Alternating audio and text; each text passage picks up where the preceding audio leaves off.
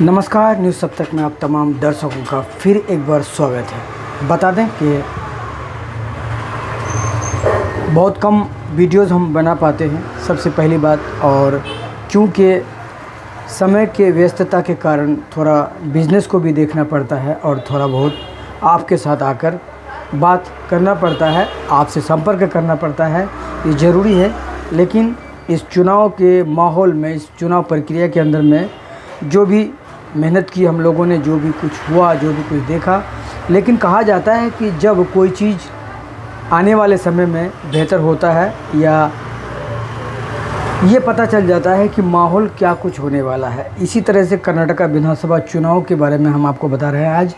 और आज हम आपको 2000 के जो नोट है, जो सरकार ने जो चलाए थे, फिर वापस ले रहे हैं। इसके लिए टाइम दिया गया है कि आप 30 सितंबर तक जो 2000 के नोट हैं आप उनको वापस कर दें, क्योंकि बताया जाता है कि लगातार सरकार की कोशिश थी कि ये तमाम जो नोट है चलन में कम है, बहुत कम लोगों के पास है, नहीं के बराबर है। और ख़ास करके 2000 नोट आपको पता होगा कि बहुत कम लोग अब लोगों के पास है या देख रहे होंगे।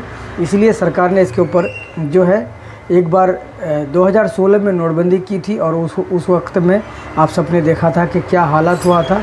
और नोटबंदी करने के बाद 2000 के नोट निकाले थे, 1000 और 500 के नोट बंद कर दिए गए थे। और फिर अब जो है सरकार ने एक गाइडलाइन जारी की है, एक सूचना दी है, लोगों को बताया गया है टीवी के ज़रिए से, अखबारों के ज़रिए से, कि इस बार जो है 2000 के नोट आप जो है सरकार वापस ले रही है, इसको बंद कर रही है। और जिसके पास 2000 के नोट हैं, अगर आप किसी गांव में हैं, कस्बे में हैं, आप तक अगर जानकारी नहीं पहुंची है तो मेरे माध्यम से आप तक जानकारी पहुंचती है कि सरकार ने 2000 के नोट जो है चलन से बाहर कर दिए हैं। और बताया जाता है कि 30 सितंबर तक जो 2000 के नोट हैं आप उनको वापस कर दें। और आप किसी बैंक में जाएंगे, जिस भी बैंक में जाएंगे, 2000 के नोट अगर आप देंगे तो आपको 500 के नोट वापस मिलेंगे।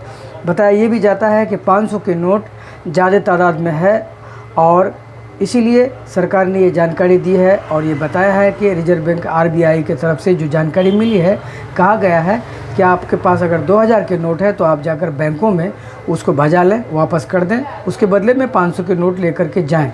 और ज़्यादा जानकारी के लिए आपको बैंक में जाना होगा, उससे पूछना होगा, जानकारी लेनी होगी। ये लेकिन बहुत अहम जानकारी है। और वीडियो शुरू से ही, पहले से शुरू करने से पहले आपको बता दूं कि बहुत सारे लोग हमारे वीडियोस को शेयर नहीं करते हैं। और लगता होगा कि ख़ास नहीं, लेकिन ख़ास इसमें है कि जैसे कर्नाटका विधानसभा चुनाव की अगर बात करें, 2023 की अगर बात करें तो 2023 में कई ऐसे ABP वोटर, इंडिया टुडे, कई ऐसे जो मीडिया के माध्यम से जानकारी दी गई थी कि इस बार जो है कांग्रेस लीड कर रही है और कांग्रेस की बहुमत होगी, कांग्रेस की सरकार बनेगी। तो आपने देखा कि 20 मई को जो है शपथ ग्रहण समारोह कर्नाटक में हुआ, कर्नाटक के बेंगलुरु में शपथ ग्रहण समारोह हुआ और बड़े पैमाने पर लोगों ने वहाँ जो है भाग लिया, हिस्सा लिया, लोगों ने शिरकत की और इसमें कई मंत्री बने।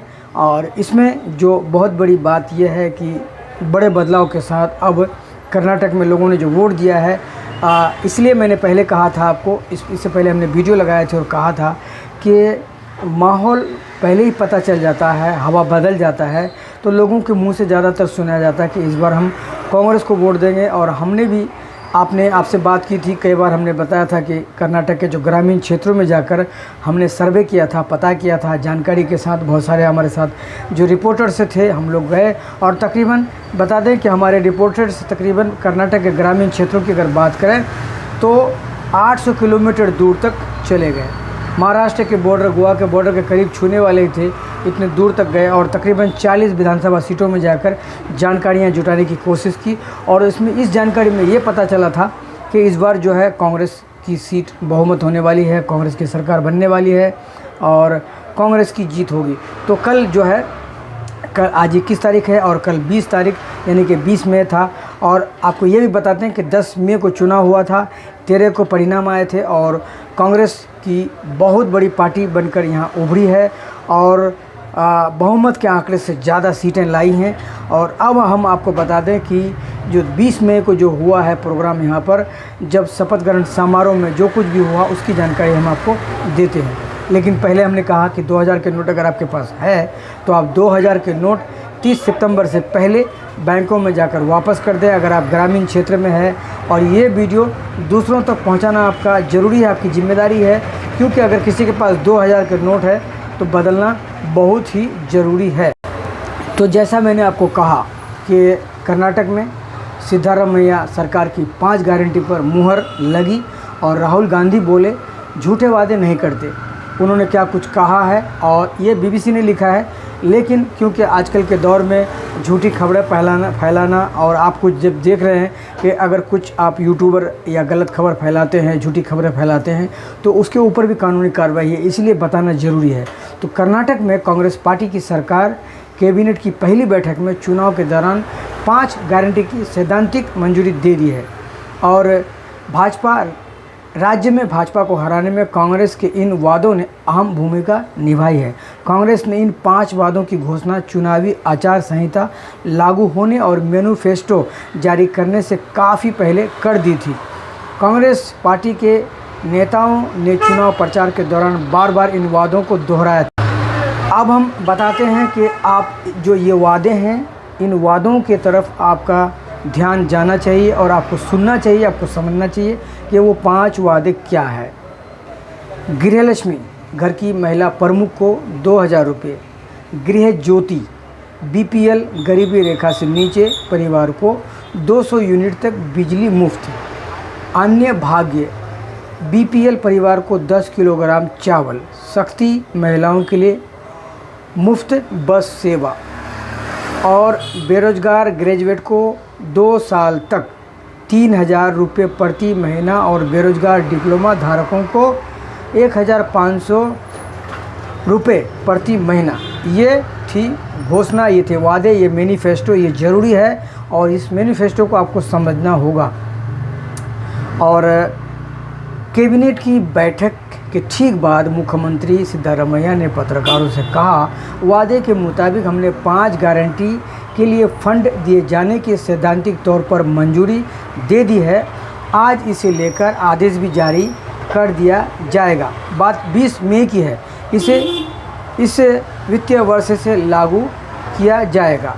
इस पर कुल अतिरिक्त खर्च करीब 50,000 करोड़ रुपए आएगा।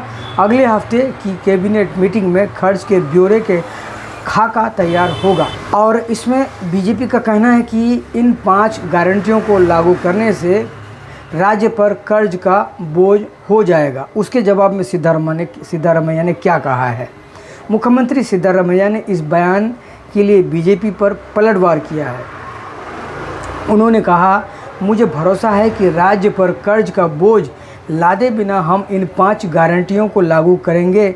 मुझे नहीं लगता कि हमारी सरकार के लिए हर साल 50,000 करोड़ रुपए जुटाना नामुमकिन होगा, यानी कि ये उनके लिए आसान होगा, जैसा उन्होंने कहा है। सिद्धारमैया ने प्रदेश की पूर्ववर्ती बीजेपी सरकार को गैर जिम्मेदार बताया। उन्होंने केंद्रीय मंत्री निर्मला सीतारमण और प्रधानमंत्री नरेंद्र मोदी की जो आलोचना की है और सिद्धारमैया ने कहा कि कैबिनेट की अगली बैठक में वित्तीय असर पर चर्चा होगी, लेकिन जो भी नतीजा आए हम इस लागत पर वापस नहीं जाएंगे। मैंने अधिकारियों से कहा है कि वो इंदिरा कैंटीन गरीबों के लिए, शहरी गरीबों के लिए योजना की समीक्षा करें।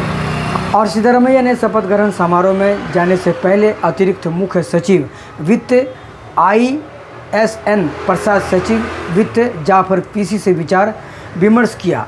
अधिकारियों को आमतौर पर कैबिनेट नोट तैयार करने के लिए कहा जाता है और 2013 में कैबिनेट गठन से पहले ही सिद्धारमैया ने अन्य भाग्य योजना और इसी तरह की अन्य योजनाओं के लिए 4,410 करोड़ रुपए की राशि आवंटित करने को मंजूरी दी थी। सिद्धारमैया का बीजेपी पर हमला।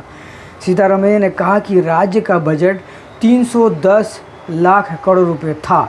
समय के साथ हर साल बजट में 10% की वृद्धि होती है। इसके साथ ही सख्त टैक्स कलेक्शन से राज्य का रेवेन्यू बढ़ेगा और कुछ विभागों के टारगेट बढ़ाए जाएंगे। 15वें वित्त आयोग के अनुसार राज्य को 1 लाख करोड़ रुपए मिलने चाहिए थे, लेकिन भाजपा सरकार इतनी नासमझ और गैर जिम्मेदार थी कि उसने उस राशि को लेने की जहमत ही नहीं उठाई। उन्होंने कहा इतना ही नहीं, 15वें वित्त आयोग की अंतरिम रिपोर्ट में 5,495 करोड़ रुपए की सिफारिश की गई थी, इसे भी भाजपा सरकार ने नहीं मांगा और इस आंकड़े को कर्नाटक से राज्यसभा सांसद और वित्त मंत्री निर्मला सीतारमण ने हटा दिया। उनके और प्रधानमंत्री नरेंद्र मोदी की वजह से हमारे राज्य को नुकसान हुआ, ये कहना है हाल ही में बने चीफ मिनिस्टर मुख्यमंत्री सिद्धारमैया जी का। आगे हम बढ़ते हैं और बताते हैं आपको कि उनके प्रधानमंत्री, जैसा मैंने कहा कि नुकसान हुआ है, तो चलिए, वित्त आयोग ने जिस पैसे को देने की सिफारिश की थी उसे जमा करने का काम राज्य सरकार करता है। ये वह पैसा था जिसे राज्य को वापस करने की ज़रूरत है। उन्होंने कहा हम अलग अलग टैक्स की मदद से 4 लाख करोड़ रुपए जमा कर केंद्र को देते हैं और उसमें से यह पैसा हमें वित्त आयोग की तरफ से मिलना चाहिए था। सिद्धारमैया ने पत्रकारों को बताया कि राज्यपाल थावरचंद गहलोत से गुजारिश की जाएगी कि वह अगले हफ्ते 3 दिन के लिए विधानसभा का सत्र बुलाएं ताकि नए सदस्य शपथ ले सकें और स्पीकर का चुनाव हो सके। कांग्रेस के वरिष्ठ नेता आरवी देशपांडे प्रोटेम स्पीकर होंगे, वह 9 बार विधायक हैं। राहुल गांधी ने क्या कहा यह भी जानना समझना जरूरी है।